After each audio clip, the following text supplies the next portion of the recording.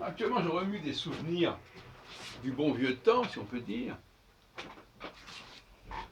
de mon temps, comme on dirait, dans les années, la fin des années 70, nous avions un grand respect des anciens. Et bien évidemment, en 70, dans les années 70, j'ai eu 30 ans en 70, en fin 77, pour vous situer.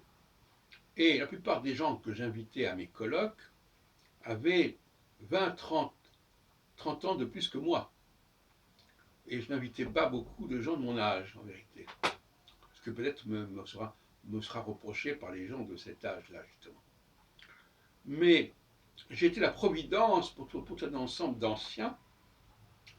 Et si vous regardez les photos, que vous retrouverez d'ailleurs dans l'album Photos des astrologues sur Facebook, sur le groupe en question, vous verrez que l'âge moyen des intervenants à mes colloques était assez élevé.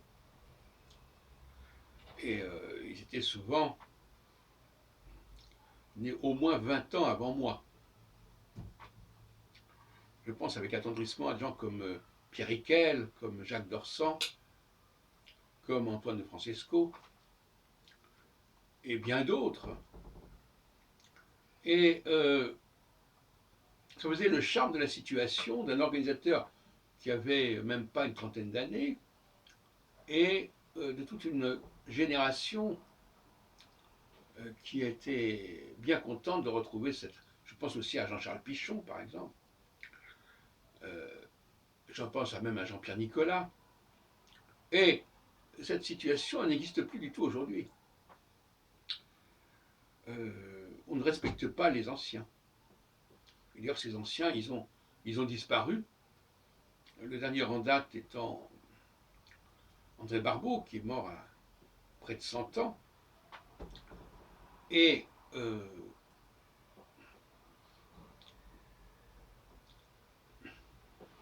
et Gauquelin qui s'est suicidé en 91. Donc, nous avons là des problèmes assez curieux dans le milieu astrologique, parce que des gens qui sont nés un an à peu près en même temps que moi, en 1946, 47, 45 peut-être, n'ont pas fait du tout la même carrière que moi. Je pense à des gens comme Alain Chivray, comme Maurice Charvet, comme Yves Lenoble, qui ne sont devenus des véritables leaders du milieu astrologique au niveau national que à l'âge de 40 ans passés. Je dirais en quelque sorte avec une quinzaine d'années de retard. Mais je pense aussi avec tendresse à Patrice Loisel, qui est de ma génération également, et qui lui, comme moi, avait été assez précoce en tant que leader, en créant le GRH, et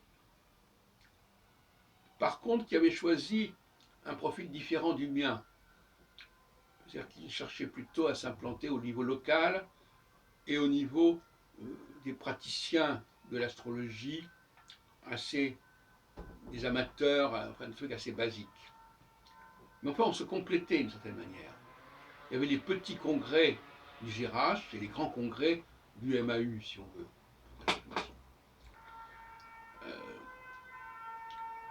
D'ailleurs, curieusement, j'ai retrouvé en 86 Loisel en face de moi, lorsque j'ai été élu vice-président du GRH, et que Loisel était président du GRH. Mais il a démissionné presque immédiatement, et donc je suis devenu le président par intérim, si on peut dire, du GRH. Dans des conditions assez compliquées d'ailleurs. Bon, mais enfin, il se trouve que des gens qui ont... il n'y a pas de... Le phénomène Albron est quand même un phénomène assez étrange, il faut reconnaître ce qui est. Et d'ailleurs, on imagine mal aujourd'hui un jeune leaders du milieu astrologique qui feraient de l'ombre à des gens qui sont nés en 46-47 et qui sont d'ailleurs toujours plus ou moins aux commandes. Et est-ce que c'est lié au phénomène de mai 68? Mais apparemment les jeunes n'ont pas la maturité aujourd'hui de leader que l'on pouvait avoir dans les années 70. Ouais, tout ça, ça reste à étudier par les sociologues à venir du milieu astrologique.